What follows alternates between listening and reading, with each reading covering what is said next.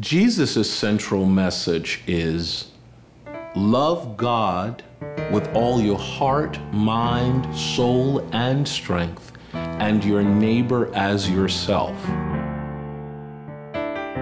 Are you a pastor or layperson who would like to offer greater hospitality to gay and transgender people? You're not alone. Recent survey shows that nearly 60% of Protestant clergy support equality for gay and transgender people. But only 7% express that support within their congregations or their communities.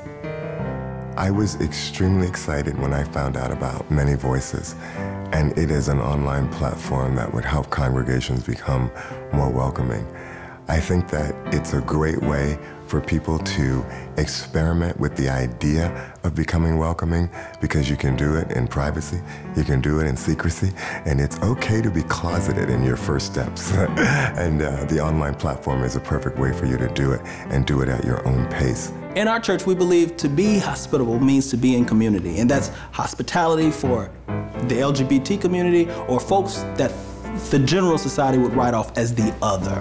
My dream for the church is to really understand what Paul said in Corinthians, where love is the greatest of all. The lesson that my mother gave me when I told her that I was gay, she said to me, son, you are my son, and I will always love you no matter what.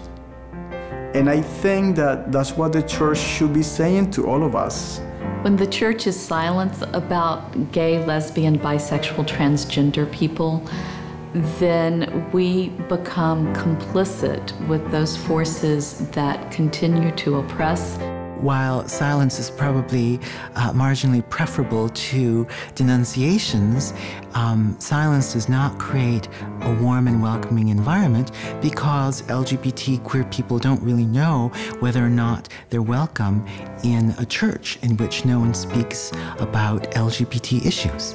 I go to a church right now where we are actually silent, and not being able to talk about that and not acknowledging that there's people out there who are gay and transgender. And I hope that will change one day. And I really hate being a part of a silent congregation, but I don't really know what to do about it right now. Jesus, going back to Jesus and his life, what did he do?